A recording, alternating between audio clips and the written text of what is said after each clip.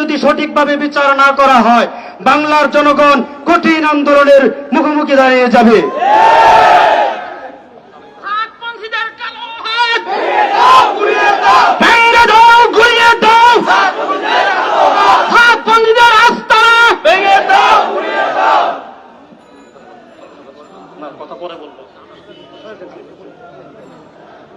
আলহামদুলিল্লাহ, আমরা আজকে একটা অন্তিম কালে এখানে একত্রিত হয়েছি।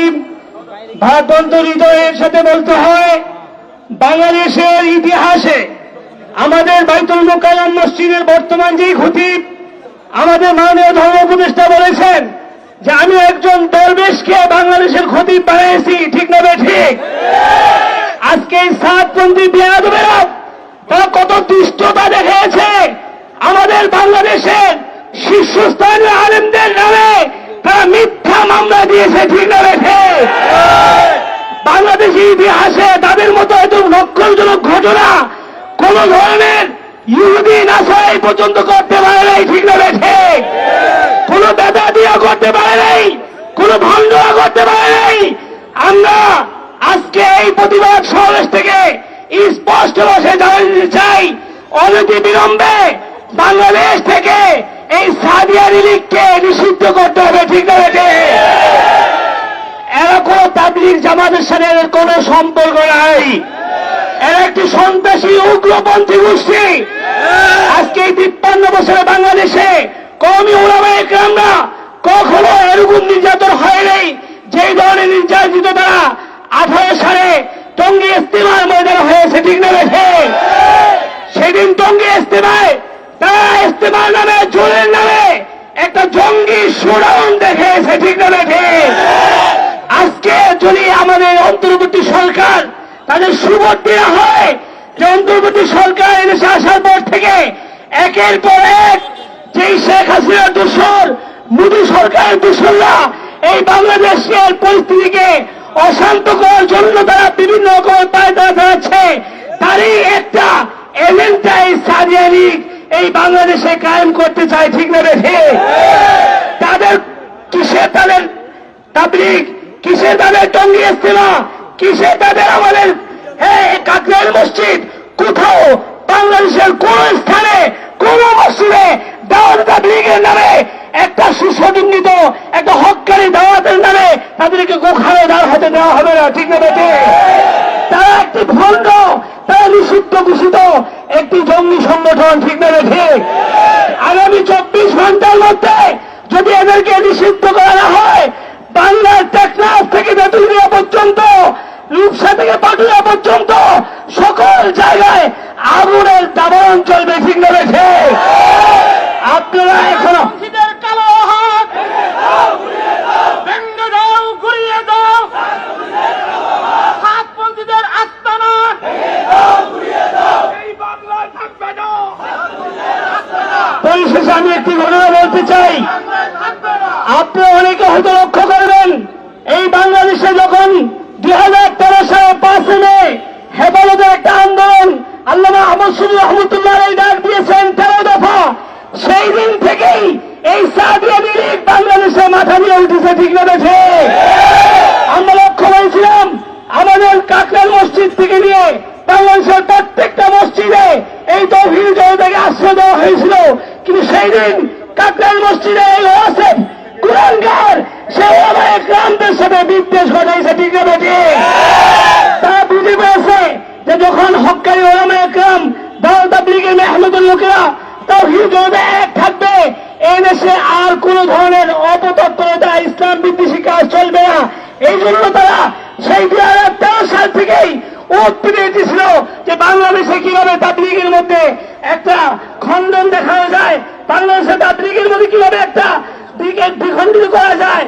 আমরা এই 2024-এর স্বাধীন দেশে স্পষ্ট ভাষায় ঘোষণা দিতে চাই, বাংলাদেশে তাবলীগ যদি থাকতে হয় উলামায়ে কেরামের নেতৃত্বে, আল্লামা জুবায়ের আহমদ সাহেবের নেতৃত্বে তাবলীগই বাংলাদেশ থাকবে, ঠিক না বেঠে? কোন ধরনের ইঞ্জিনিয়ার, কোন ধরনের ডাক্তার, কোন ধরনের ভারতের প্রেসক্রিপশনে এই দেশে তাবলীগ চলবে না, ঠিক না বেঠে? আল্লাহ আমাদের সকলকেই এই তাবলীগকে, এই তাদেরকে ষড়যন্ত্র থেকে নিজ সকলকে সচেতন থাকার তৌফিক দান করুন। আমরা তৌফিক ইল্লা বিল্লাহ। আসসালামু আলাইকুম ওয়া রাহমাতুল্লাহ। নারায়ে তাকবীর, নারায়ে তাকবীর, আল্লাহু আকবার, আল্লাহু আকবার। এই বাংলার জমিনে চাঁদপন্থীদের রাস্তা না, এই বাংলায় থাকবে না। চাঁদপন্থীদের বিরুদ্ধে রুখে দাঁড়াও একসাথে, চাঁদপন্থীদের বিরুদ্ধে রুখে দাঁড়াও একসাথে। এই বাংলায় যদি তাবলীগ জামাত চলতে হয়, একমাত্র উলামায়ে কেরামের নেতৃত্বে জামাত চলবে ইনশাআল্লাহ। এই মাত্র আমাদের সামনে কথা বলবেন মাওলানা মুসলিম উদ্দিন সাহেব। আসসালামু আলাইকুম ওয়া রাহমাতুল্লাহি ওয়া বারাকাতুহু। বিসমিল্লাহির রহমানির রহিম। ওয়াকুল জাআল হক ওয়া যাহাকাল বাতিল ইন্নাল বাতিলা কানা যাহুকা। আমরা সদা সর্বদাই দেখেছি এই জমিনের ভিতরে সদা সর্বদাই বাতিল মাথা চারা দিয়ে ওঠে, কিন্তু আল্লাহ পাক রব্বুল আলামিন সদা সর্বদাই বাতিলদেরকে নিষ্পৃত করে দিয়েছেন এবং হক ওয়ালারে সদা সর্বদা মাথা চারা দিয়ে ওঠে ইনশাআল্লাহ। এই বাংলা দারুল উলুম দেওবন্দের অনুসারী বাংলাদেশ, এই বাংলাদেশ হক্কানি উলামায়ে কেরামদের বাংলাদেশ, এই বাংলাদেশ একমাত্র হক দাওয়াত ও তাবলীগের বাংলাদেশ, এই বাংলাদেশ সাহাবায়ে কেরামদের বাংলাদেশ, এই বাংলাদেশ নবী আউলিয়াদের বাংলাদেশ। এই বাংলাদেশে কোন সাতপন্থীরা ঠাঁই পাবে না এবং এই বাংলাদেশের ভিতরে, এই বাংলাদেশের কোন জমিনে, কোন এলাকায়, কোন থানায়, কোন গ্রামে, কোন গঞ্জে, কোন ইউনিয়নে, কোন মসজিদে সাতপন্থীদের কোন ঠাঁই দেওয়া হবে না। আমি আবারও সাবধান করে বলে দিতে চাই, ওই গুন্ডা ওয়াসিফ, ওই গুন্ডা আব্দুল্লাহ, ওদেরকে 24 ঘন্টার ভিতরে গ্রেফতার করে জেলখানার ভিতরে ঢোকানো হোক, ঠিক কি ঠিক না?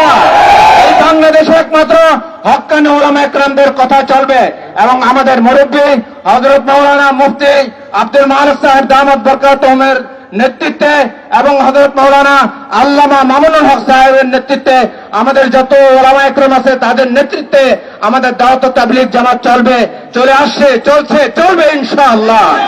আগামী টঙ্গী ইজতেমা একটাই হবে এবং হযরত উলামায়ে কেরামের নেতৃত্বে যে ইজতেমা, সেই ইজতেমা মাত্র হবে, অন্য কোনো কাউকে ইজতেমা করতে দেওয়া যাবে না। এবং যারা নাকি আমাদের ভাইদের মুসল্লিদের মাদ্রাসার কচি কাঁচা বাচ্চাদের রক্ত ঝরাইছে যে মাঠে, ওদের কোনো ঠাঁই দেওয়া হবে না। এই কথা বলে আমার বক্তব্য শেষ করছি। আসসালামু আলাইকুম ওয়া রাহমাতুল্লাহ।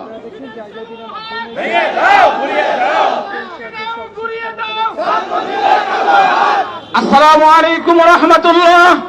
সম্মানিত উলামায়ে কেরাম, উপস্থিত জনতা, 1935 থেকে নিয়ে ইলিয়াস রহমাতুল্লাহ আলাইহি যে তাবলীগ চালু করেছিলেন, ওই শতাব্দী যুগ ধরে এই তাবলীগ এশিয়া, ইউরোপ, আফ্রিকা, প্রতিটি বিশ্বের মধ্যে ইসলামের সহি দাওয়াত পৌঁছে দিয়েছে, এখনো খেদমত করছে। 18 সনের পর থেকে টঙ্গী ইজতেমার মধ্যে যারা ছাত্রদের উলামায়ে কেরামের রক্ত জড়িয়েছেন, এরা অন্য কোন পন্থী নয়, এরা হয়েছিল শেখ হাসিনার ভারতের দালাল। সুতরাং কোন ভারতের দালাল আবার নতুন করে শেখ হাসিনা যাওয়ার পরে ইজতেমার নামে, সাতপন্থীদের নামে বাংলাদেশে কোন ইজতেমা করতে দেওয়া হবে না ইনশাআল্লাহ। আসসালামু আলাইকুম ওয়া রাহমাতুল্লাহি ওয়া বারাকাতুহু। ওয়ালাইকুম আসসালাম। আমাদের সামনে অল্প সময় কথা বলবেন মুফতি আব্দুল হামিদ কাসেমি।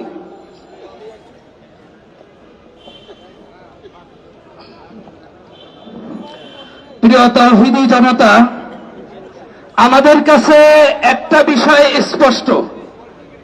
আপনারা জানেন 2018 সনের 1 ডিসেম্বর এই দেশের হাজার হাজার উলামায়ে কেরামের রক্ত যারা এই জমিনে জড়িয়েছেন, যেই বাংলাদেশ হচ্ছে উলামায়ে কেরামের বাংলাদেশ, এই দেশে উলামায়ে কেরামের রক্ত জড়িয়েছিল একটা গুন্ডা বাহিনী।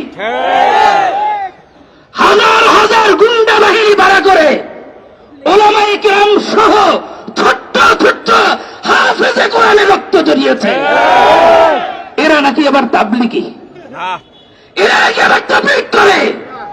আমরা পরিষ্কার ভাষায় বলতে চাই, বাংলাদেশ ওলামায়ে কেরামের দেশ।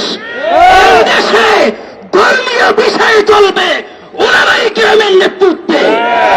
কোন গুন্ডা, কোন ডাক্তার, কোন ইঞ্জিনিয়ার ওদের কথায় এই দেশের ধর্মীয় কোন কাজ চলতে পারে না, চলতে দেওয়া হবে না, হবে না, হবে না। এটাই আজকের থেকে সিদ্ধান্ত, ইনশাআল্লাহ।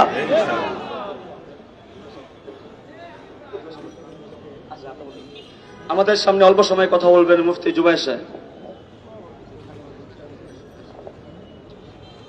নাহমাদুহু ওয়া নুসাল্লি আলা রাসূলিহিল কারীম, আম্মা বা'দ।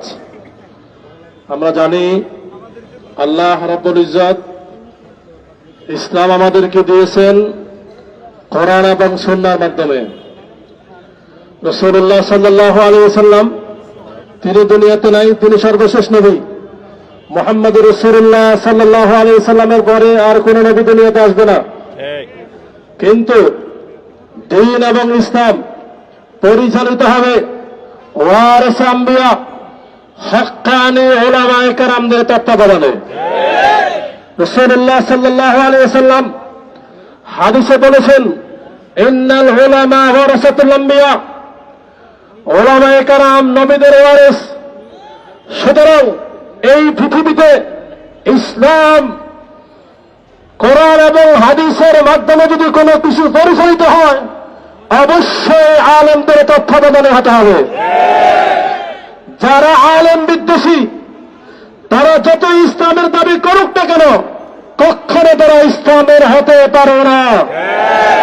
আমরা জানি দাওয়াতে তাবলীগ একটি হক মেহনত হক কাজ।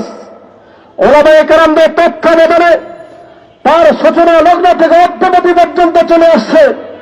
কিন্তু দুঃখের সাথে বলতে হয়, এই দাওয়াতে তাবলীগের মধ্যে থেকে একটি বাতিল ফেরকা সাদিয়ানি সাতপন্থী নামে তাদের উৎপত্তি হয়েছে। তারা তাদের প্রধান গুণাবলী হল, প্রথম নম্বরের গুণ হল তারা আলেম বিদ্বেষী। আমরা যদি বলি আলেম বিদ্বেষী, তারা বলেন আমরা আলেম বিদ্বেষী নয়। আমরা বলতে চাই, কাজে কর্মে কথায় আপনারা বারবার প্রমাণ করতে সফল হয়েছেন আপনারাই এই বাংলাদেশে চূড়ান্ত পর্যায়ের আলেম বিদ্বেষী। তার মধ্যে প্রথম প্রমাণ হল আমাদের এ দেশের কলিজার টুকরা, আমাদের সর্বজন শ্রদ্ধেয় আলেমে দ্বীন, জাতীয় মসজিদ বাইতুল মুকাররমের খতিব, যিনি সমাজের ঊর্ধ্বে সর্বজন গ্রহণযোগ্য মুফতি আব্দুল মালিক সাহেবের মতো ব্যক্তির বিরুদ্ধে তারা মামলা করতে দুঃসাহস দেখিয়েছে। আমরা জানি বর্তমানে সরকার, অন্তর্বর্তীকালীন সরকার ৭৫ জন আলেম, তালেবে আলেমের রক্তের মধ্য দিয়ে এই সরকার গঠন হয়েছে। জাতীয় মসজিদ বাইতুল মুকাররমের খতিব হিসেবে সর্বজন শ্রদ্ধেয় মুফতি আব্দুল মালিক সাহেবকে তারা নির্বাচিত করেছেন। সুতরাং সরকার সহ পুরো জাতি যে ব্যক্তির উপর আস্থা রাখেন, সেই ব্যক্তির বিরুদ্ধে তারা অবস্থান নিয়েছে। তাই নয়, এই দেশের সর্বজন গ্রহণযোগ্য দ্বীনি এবং ইসলামী সংগঠন হেফাজত ইসলাম, যারা বারবার ইমানের পরীক্ষা উত্তীর্ণ হয়েছে, সেই হেফাজত ইসলামের মাননীয় চেয়ারম্যান আমির হেফাজতের বিরুদ্ধে তারা মামলা করেছে। এই দেশের ওয়াজ ও মাহফিলের জগতে যিনি কিংবদন্তি আল্লামা নুরুল ইসলাম অলিপুরী, তার বিরুদ্ধে তারা মামলা করেছে। সুতরাং এই সকল মহান ব্যক্তিদের বিরুদ্ধে মামলা করা এটাই প্রমাণ করে তারা এই দেশে চূড়ান্ত পর্যায়ের আলেম বিদ্বেষী। সুতরাং যারা আলেম বিদ্বেষী হবে, তারা যত ইসলামের দাবি করুক, কখনো তারা ইসলামের হতে পারে না। আমরা অন্তর্বর্তী সরকারকে পরিষ্কার জানিয়ে দিতে চাই, এই দেশের আলেম ওলামা নিজের জায়গা জমির ক্ষেত্রে আপোষ করতে পারে, কিন্তু ইসলামের ক্ষেত্রে কখনো তারা আপোষ করে নাই। এই দেশের আলেম ওলামা 2013 সালে ওই 7টা চত্বরে প্রমাণ করেছে, সব ক্ষেত্রে আপোষ করা যায়, ইসলামের ক্ষেত্রে আপোষ হতে পারে না, পারে না, পারে না, পারে না। সুতরাং সাতপন্থী যারা আজ বাতিল হয়েও উম্মতকে ধোঁকা দিতে চায়, ইসলামের দাবি করতে চায়, দাওয়াত ও তাবলীগের দাবি করতে চায়, তারা বারবার ইসলামের বিরুদ্ধে অবস্থান প্রমাণ করা সত্ত্বেও কেন তারা তাদেরকে হক হিসাবে দেশে প্রতিষ্ঠা করতে চান? ওই টঙ্গী ইস্তেমার মাঠ এটা বরাদ্দ দেওয়া হয়েছে হক্কানি আলেম ওলামাদের তত্ত্বাবধানে বিশ্বাস করার জন্য, কোন বাতিলকে সেখানে করার জন্য বরাদ্দ দেওয়া হয় নাই।